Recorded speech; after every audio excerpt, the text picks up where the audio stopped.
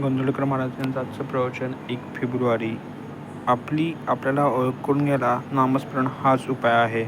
परमेश्वराचा अंश प्राणीमात्राच्या ठिकाणी आहे खरा, पण हे जाणण्याची बुद्धी मात्र मनुष्यप्राण्याच्या ठिकाणी आहे.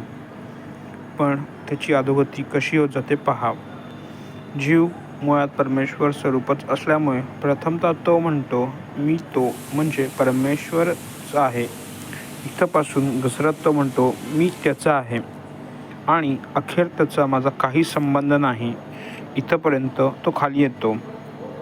याला कारण देहबुद्धीचा पगडा वाढत शेवटी देह म्हणजे मी अशी आपली पक्की भावना होते. पण असे असले तरी मनुष्य अजाणता का होईना पण खरे ते ओळखल्यासारखेच बोलतो. जसे एखाद्या इसमाला स्नेही वारला तर लगेच तो इसम काय म्हणतो, आमचे स्नेही गेले. याचाच अर्थ समोर असलेला देहाला तो स्नेही समजून नसून त्यात असणाऱ्या चैतन्याला, ईश्वरी अंशाला तो खऱ्या अर्थाने आपला मित्र समजतो. म्हणजे अजाणते का होईना पण खरे तेच त्याच्या तोंडातून बाहेर पडते. असे असले तरी स्वतःच्या बाबतीत मात्र तो ही जाणीव कायम राखत नाही आणि आपण म्हणजेच देह असे समजून तो वागत असतो. याला कारण ज्याचा खरा मी आहे त्याचा विसर पडून देहबुद्धी बळकट होत गेली. आता याला उपाय हाच की ज्या मार्गाने मी खाली घसरत आलो त्याच मार्गाने उलट वर जाणे. तेव्हा पहिली गोष्ट म्हणजे आता मी जो देहरूप बनलो आहे तो मी त्याचा परमेश्वराचा आहे अशी जाणीव जागृत करणे. याच जाणीवेची अवस्था म्हणजे मी तोच आहे ही भावना होणे. हे कसे साधावे तर ज्याच्या विस्मरणाने माझी ही अधोगती झाली त्याचे स्मरण करणे.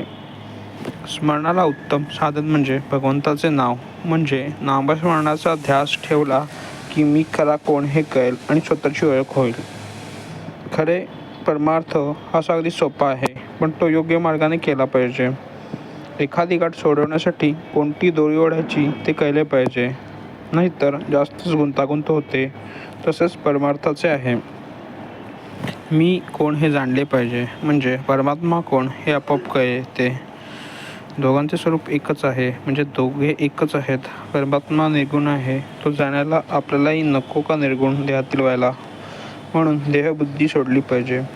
कोणतीही गोष्ट आपण जाणतो म्हणजे आपल्याला त्या वस्तुरूप व्हावे लागते. त्या काळीच जाणणेच होत नाही. म्हणून परमात्म्याला जाणण्यासाठी आपल्याला नको का परमात्मा रूप व्हायला.